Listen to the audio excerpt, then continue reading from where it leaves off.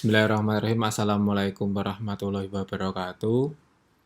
Ya, hari ini dalam video ini saya sedikit menambahkan materi ya. Jadi ini materi di luar materi Customer Relation Management ya.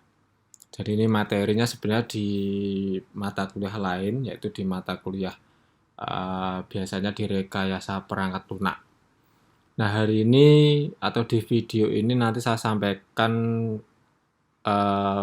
teknik penggunaan tool perancangan sistem yang dulu saya pernah mengisi di tahun 2007 ya, 2000 berapa itu ya, 2017 sebelum menjadi universitas ya.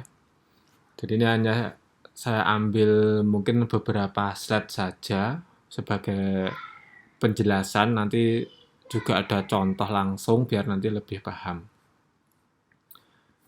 Oke.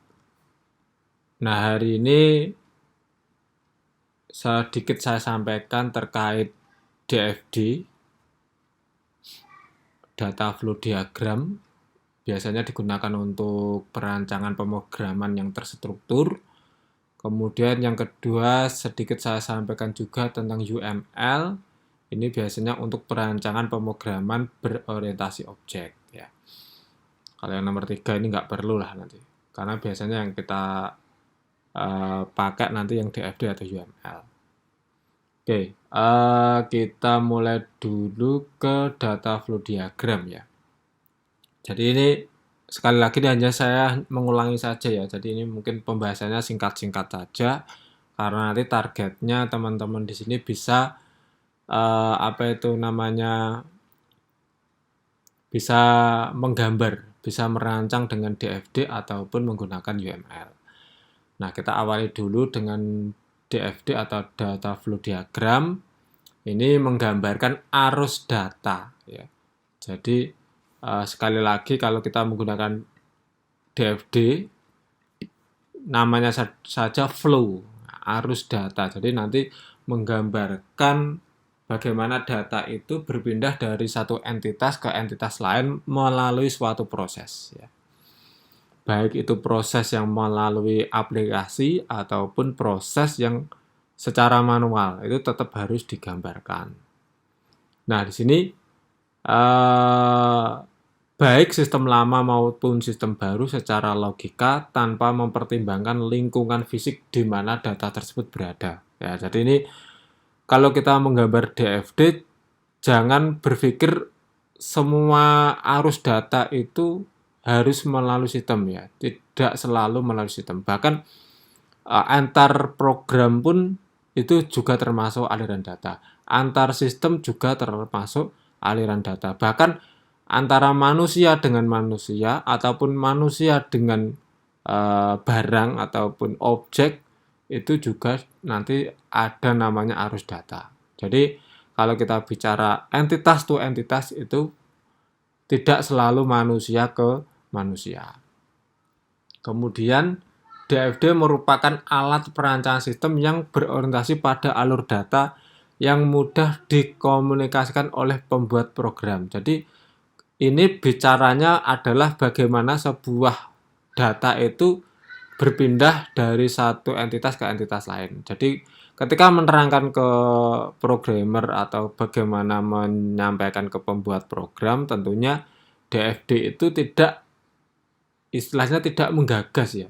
Istilahnya tidak memperdulikan bagaimana program itu dibuat, tetapi yang terpenting adalah bagaimana data itu bisa mengalir dari satu entitas ke entitas lain. Nah, itu fokus dari DFD. Kemudian simbolnya, nah ini ada dua versi nih. Ada yang versi miliknya DeMarco and Jordan atau versi miliknya Gen and Sarson. Nah, di sini kita lihat entity ya atau kesatuan luar. Nah, ini saya gambarnya mungkin saya agak keliru ya. Ini harusnya sama sisi ya. Karena mungkin kemarin PPT-nya nggak cukup, saya agak kecilkan ke atas, malah harusnya kotak persegi sama sisi. Ya, sekali lagi ini saya gambarnya keliru.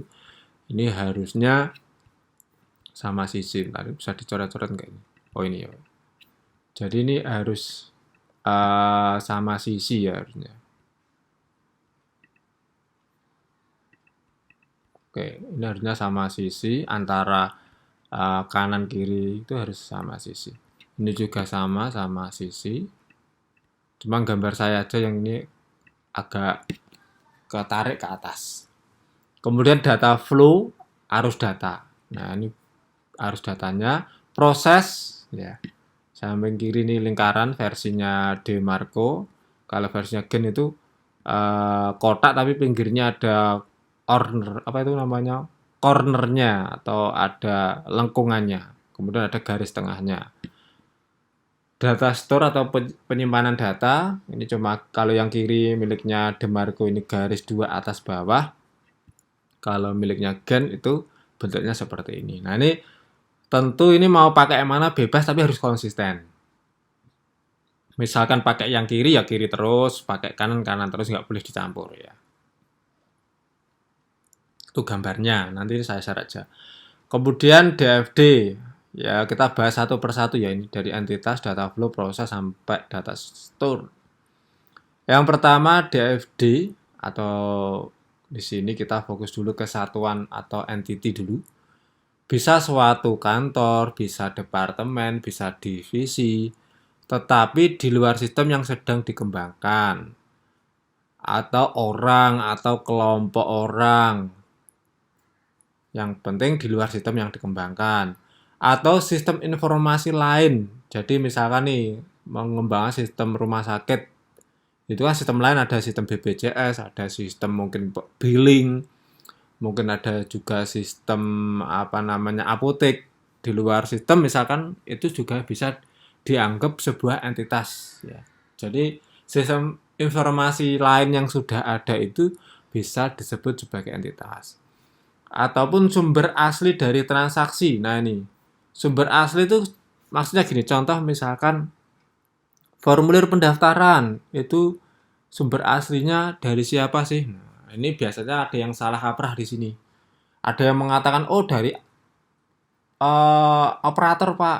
Oh ada yang dari mungkin formulir. Nah, sumber asli itu ya dari calon mahasiswa. Ya meskipun yang input ke komputer itu misalkan adminnya, calon mahasiswa itu nulis di formulir kertas, tetap secara aliran data, secara DFD, sumber asli tetap dari calon mahasiswa. Tidak boleh ditulis oh dari admin ke sistem input data calon mahasiswa, itu nggak boleh. Meskipun yang ngetik adminnya. Ya. Jadi gambarnya harus langsung dari calon mahasiswa. Penerima akhir dari suatu laporan juga disebut sebagai entitas. Contoh misalkan pimpinan. Meskipun pimpinan tuh nggak ngakses sistem, hanya menerima cetakan di kertas, itu juga sebagai entitas. Artinya ada aliran data, aliran informasi. Ketika dicetak itu kan terproses kemudian diberikan kepada pimpinan. Ya, meskipun disampaikan secara manual itu juga sebagai entitas. Jadi nanti kalau membuat DFD laporan itu jangan langsung ke admin. Admin kan hanya nyetak tugasnya. Tapi penerima akhirnya adalah pimpinan. Terus arus data. Arus data itu yang gambarnya panah tadi. Formulir bisa, dokumen bisa, laporan yang tercetak lewat sistem juga bisa. Tampilan atau output yang ada di layar juga bisa. Atau masukan di komputer entah pakai mouse, keyboard, atau pakai mikrofon, atau mungkin pakai sensor itu juga bisa. Komunikasi ucapan juga bisa. Data yang dibaca atau disimpan di suatu file atau database itu juga bisa. Transmisi data dari komputer satu ke komputer lain atau dari sistem satu ke sistem yang lain itu juga bisa. Intinya nggak boleh arus data itu dari entitas ke entitas, itu nggak boleh. Yang boleh semua aliran data harus melalui proses. Ini yang perlu diingat. Ini yang sering salah juga itu. Misalkan, Pak, calon mahasiswa kan memberi data langsung ke admin, ke operator. Tetap harus ada proses namanya proses registrasi atau proses pengisian formulir. Harus tetap melalui proses, nggak boleh dari entitas ke entitas. Kemudian proses itu bisa kegiatan baik yang dilakukan orang atau manual, mesin atau komputer. Jadi jangan digambarkan proses harus berupa komputerisasi, belum tentu. Jadi DFD itu kan bukan menggambarkan aplikasi ya, tapi menggambarkan aliran data, itu yang perlu diingat. Semua proses harus ada input dan harus ada output. Nah ini yang lucu. Kadang ada yang membuat tuh, ini ada outputnya, lah inputnya dari mana? Nah itu yang dipertanyakan. Namanya output atau informasi pasti ada inputannya. Misalkan laporan pendaftaran mahasiswa baru, pasti ada inputan calon mahasiswanya, seleksinya, hasil wawancaranya, dan sebagainya. Baru ada outputnya. Ya, jadi kadang ada yang gambar tuh tiba-tiba keluar output tanpa ada input. Nah, itu yang perlu diingat. Kemudian simpanan data. Ini bisa file, bisa database, bisa arsip, bisa catatan manual. Contohnya nih, misalkan teman-teman menabung di bank, kan nyetak slipnya di print ya, slipnya dicetak atau ditambahkan validasi, kemudian buku tabungannya juga di print, itu juga menjadi simpanan data meskipun dalam bentuk cetakan arsip ya. Jadi simpanan data itu bukan selalu hanya database, itu yang perlu diingat. Tapi kadang banyak yang paham itu pokoknya simpanan data harus database ya. Belum tentu juga file itu juga sebagai penyimpanan data. Arsip yang dicetak juga sebagai penyimpanan data. Kesalahan yang terjadi, tadi udah tak sebutkan sebenarnya.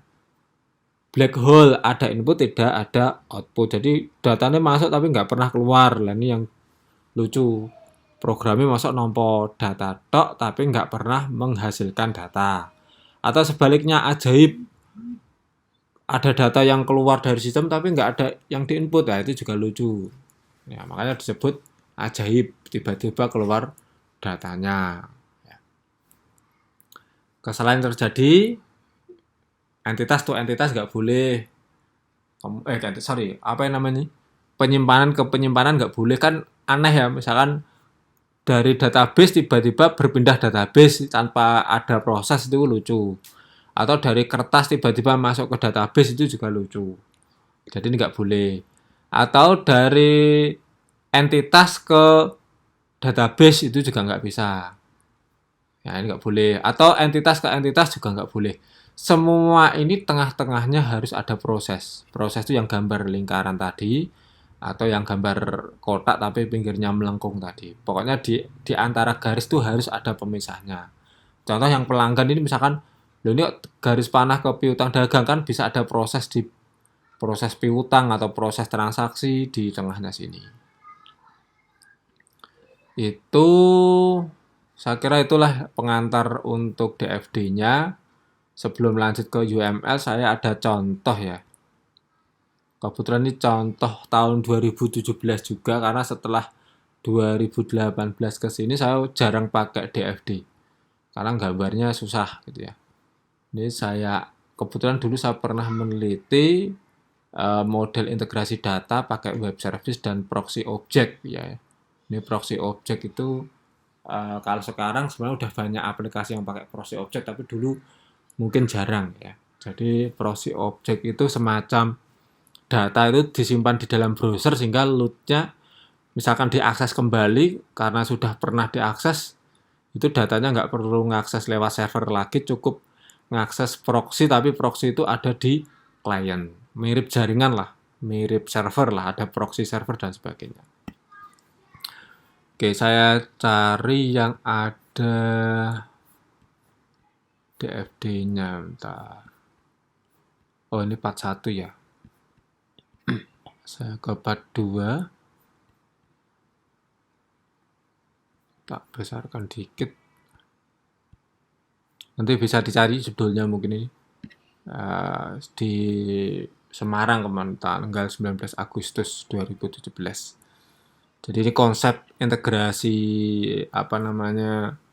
perguruan tinggi dulu waktu ada web service feeder PDDikti, tapi sekarang feeder PDDikti sudah nggak ada. Sekarang adanya Neo Feeder. Oke, ini portofolio. Saya langsung ke DFD. Nah, ini contoh diagram kontak ya. Diagram kontak itu penggambaran DFD secara keseluruhan atau level nolnya itu seperti ini. Ini nanti bisa di drop down lagi, cuma nggak tak gambar ya. Oh ada nih, ada ternyata. Oke, saya ke sini dulu. Nah ini kan contoh sederhana, misalkan ada KRS, oh KRS itu kan dari mahasiswa. Data mahasiswa juga dari mahasiswa. Masuk ke sistem. Nanti outputnya kan bisa laporan mahasiswa, bisa laporan KHS, transkrip, atau laporan nilai. Gitu ya. Kemudian ini kan diagram konteks itu keseluruhan. Cuma bisa kita drop down lagi, di sini dipecah lagi. Jadi prosesnya ada master, ada kegiatan akademik, ada laporan. Nah, secara garis besar cuma 3 ini aja ya. Nah, ini digambar satu persatu. Ini ya semakin banyak fiturnya, semakin banyak lalu lintas datanya, ya gambar panahnya itu semakin banyak. Dan nggak boleh bertabrakan. Makanya di sini garisnya kan melengkung ya. Nggak tak besarkan lagi. Nah, ini garisnya melengkung. Kalau lurus itu nggak boleh. Nabrak itu nggak boleh. Dan setiap panah harus ada nama datanya. Ya, sekali lagi panah itu harus data, bukan apa yang dikerjakan. Ya, jadi jangan sampai di sini tulis input data mahasiswa nggak boleh. Di sini juga input data mahasiswa itu nggak boleh. Karena panah itu menggambarkan data, ya ditulis saja datanya apa. Data mahasiswa, data bahasa PT, data mata kuliah kurikulum, kelas, dan sebagainya. Nah, proses itu di sini, ini proses. Ini penyimpanan datanya ada di sini. Ya, banyak. Ini sampai 14. Aslinya nggak sampai, aslinya lebih sebenarnya. Tapi karena ini pembahasannya dibatasi, ya saya gambarkan sampai 14 saja. Laporan juga gitu. Nah, mengolah laporan kan mengambil dari beberapa penyimpanan data sehingga ditarik semua ke sini, jadilah laporan. Ini level 0 sistem informasi akademik. Ini query-nya. Ya. Kalau yang sebenarnya versi aslinya banyak ya, sampai master sendiri dipecah lagi.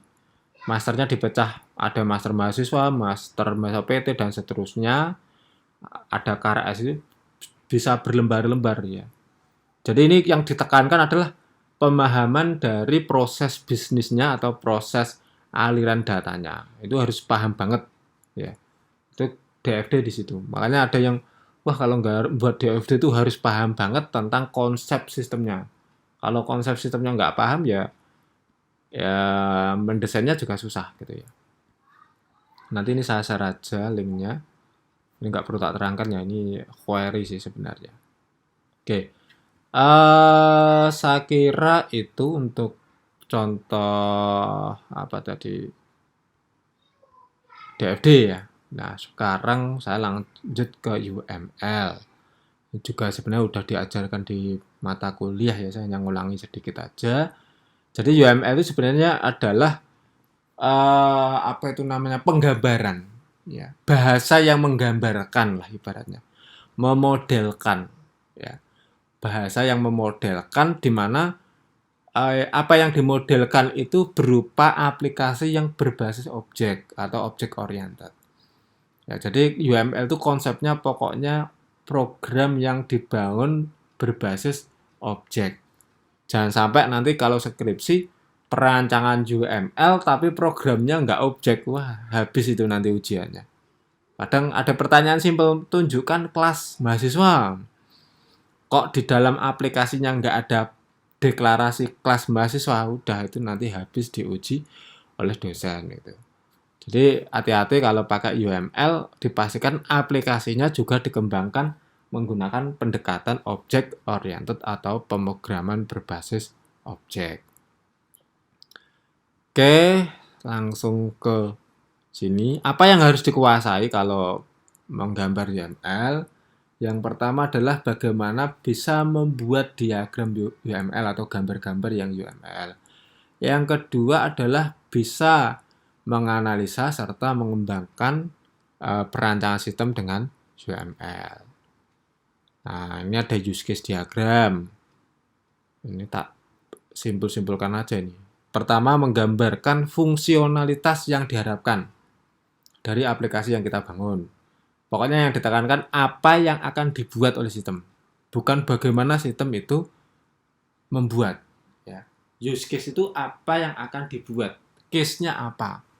Contoh misalkan, sistem akan menyimpan, sistem akan mencetak, sistem akan mengenerate laporan dan sebagainya. Atau sistem akan memblokir login yang lebih 5 kali salah misalkan. Caranya seperti apa ya nanti di bahasa pemrograman. Ya. Use case itu baru fokus ke apa yang akan diperbuat oleh sistem. Kemudian mempresentasikan sebuah interaksi antara aktor. Kalau di DFD tadi entitas, kalau di UML itu ada istilah aktor. Interaksi antar aktornya itu seperti apa. Kemudian sebuah pekerjaan tertentu, misalkan login ke sistem, transaksi, dan sebagainya. Kalau di DFD tadi proses, di sini disebut case. Pekerjaan apa yang akan dilakukan. Hampir sama dengan proses yang di DFD. Seorang atau sebuah aktor bisa sebuah entitas manusia, sama seperti entitas ya, bisa mesin, bahkan sistem yang sudah berjalan di sistem sebelumnya. Terus jenis hubungan lah, ini yang kadang banyak yang nggak ngerti ya, atau belum paham lah ya. Ada namanya include, ada extend, ada generalization. Nanti saya terangkan dengan contoh saja. Apa sih bedanya include, extend, sama generalization. Oke, nanti saya terangkan lagi ke contoh langsung, ini saya lewati lagi.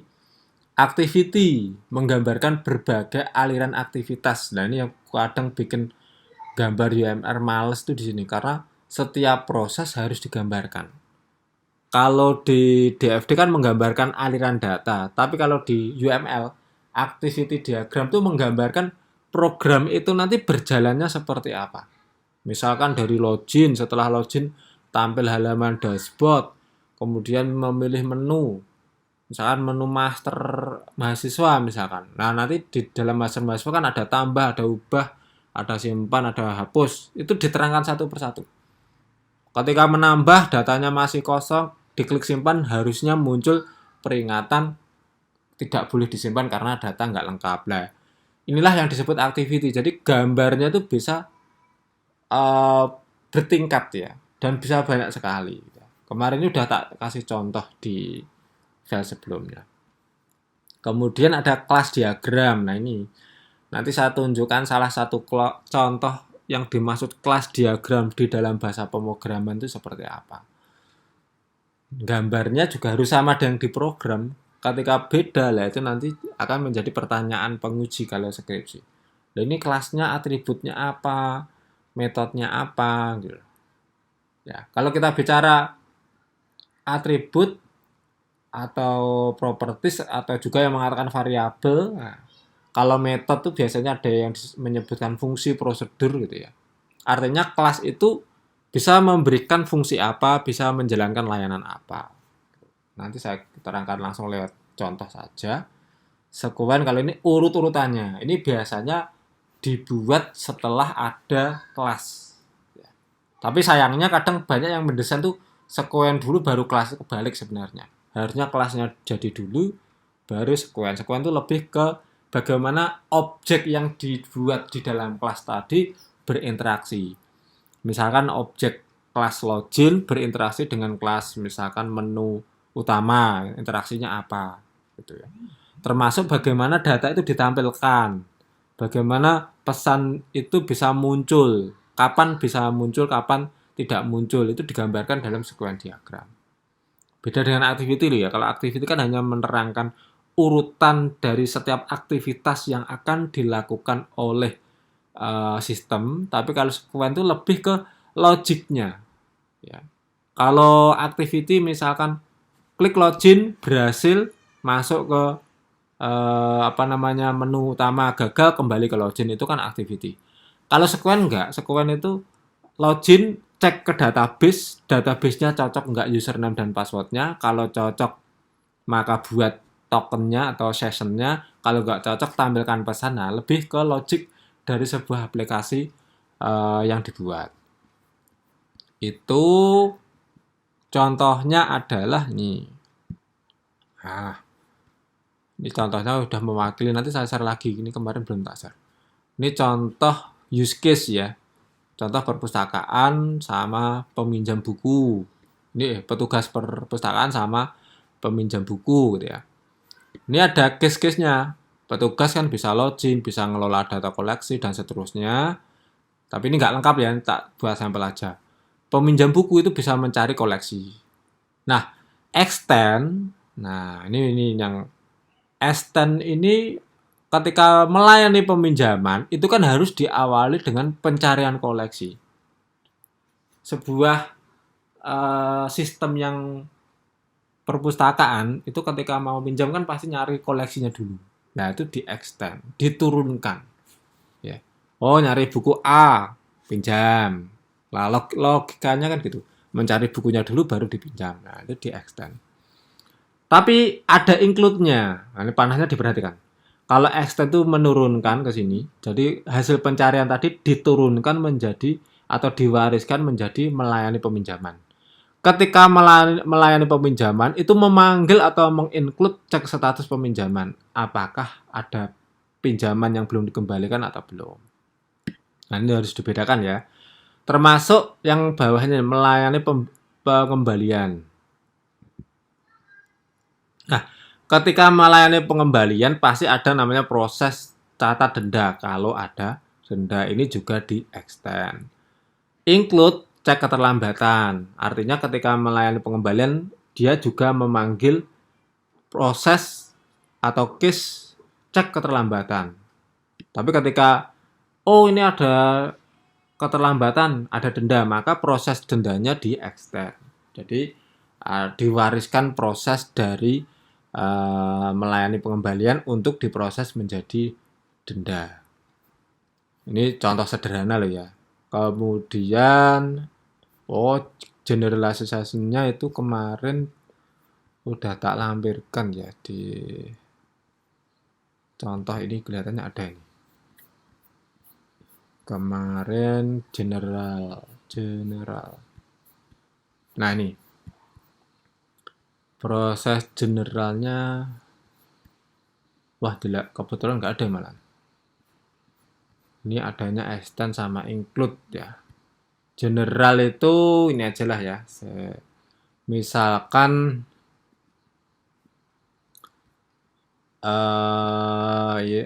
ini ya, presensi kuliah ya. Sebenarnya ini ada generalnya tapi nggak tak gambarkan. Jadi presensi kuliah itu ada generalnya. Dia itu digeneralkan dari KRS, dari ajar dosen, Jadi ajar dosennya nggak tak gambarkan. Jadi ini digeneralkan dari ajar dosen. Ajar dosen itu apa? Ajar dosen itu sebenarnya adalah ada jadwal kan, jadwal kemudian dosen ini ditugaskan di jadwal tersebut. Nah, cuma di sini nggak tak gambarkan. Tapi penjadwalannya sudah ada. Harusnya ada satu lagi proses satu lagi case itu namanya ajar dosen. Di mana dosen itu diplotting ke jadwal yang mana. Bisa juga dosen itu satu jadwal beberapa dosen itu bisa. Tapi ini nggak tak gambarkan. Jadi ajar dosen itu bisa digeneralkan dalam bentuk pertama jurnal kuliah, kedua presensi kuliah. Ya sebenarnya itu datanya satu ajar dosen, satu proses ajar dosen, tapi digeneralkan, didetailkan lagi menjadi jurnal sama presensi. Itu kalau untuk generalization. Yang gambarnya yang panah tadi yang garisnya lurus ya, generalization. Oke, saya lanjutkan di contoh berikutnya. Activity. Nah, kayak gini. Start. Sistemnya menampilkan form login. Petugasnya masukkan username password.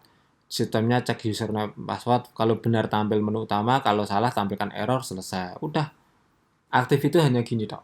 Ini bisa panjang ini nanti kalau tergantung prosesnya. Nah ini tampilkan form, pencari koleksi, pilih kriteria, input, cari berdasarkan kriteria, tampilkan hasil. Ini kan activity. Terus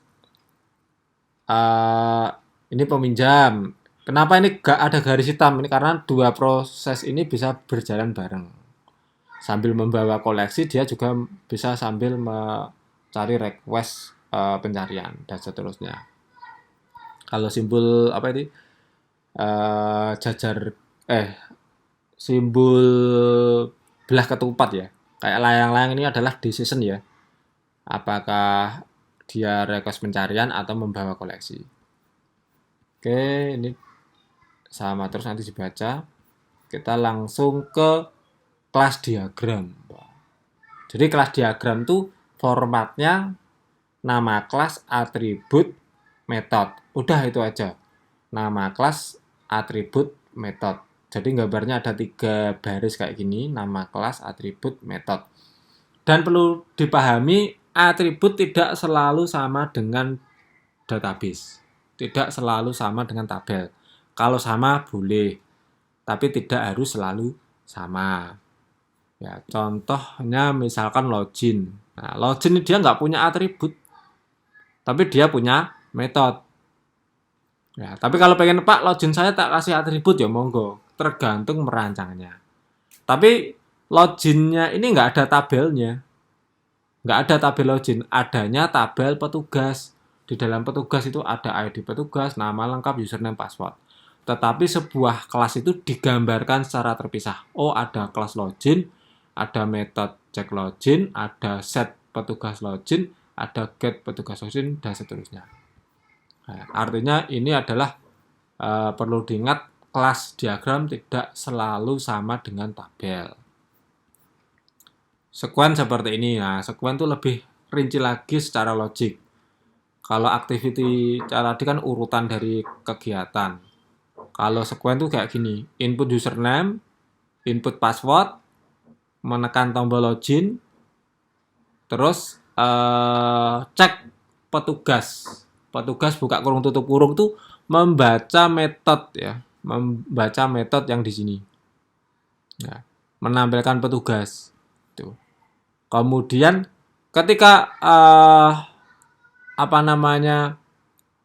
petugas ini dijalankan, maka kembali lagi ke form login. Nah, nanti di sini biasanya muncul loading atau apa, baru ada proses cek login ya. Cek login yang atas ini, cek login. Ya, memanggil metode cek login. Kemudian benar atau salah? Kalau benar kembali ke form login. Lah di sini ditanya di form login, kalau status true maka ditampilkan ke menu utama, tetapi kalau status false maka pesan login gagal. Ini sekuen kayak gini. Ya, dan seterusnya nih pencarian ya. Pilih kriteria, input kata kunci, cari koleksi, kemudian koleksinya dikembalikan atau dibawa ke form pencarian. Form pencarian menampilkan hasil pencarian ke petugas perpustakaan. Nah, ini cara menggambar sekuen dan seterusnya sudah ada banyak contoh gitu ya. Nah, ini malah detail ini. Oke, seperti itu ya. Nanti lebih lanjut monggo bisa mencari referensi yang lain. Mungkin itu tambahan materi, karena ini materinya di luar materi CRM, mudah-mudahan bermanfaat. Nanti silahkan dipelajari untuk merancang project CRM yang tahap berikutnya. Kita cek kembali, jangan sampai lupa di sini tanggal 21 dan 28 presentasi high level design. Karena kemarin saya sampaikan tidak harus use case diagram, activity diagram, kelas diagram, sekuen diagram.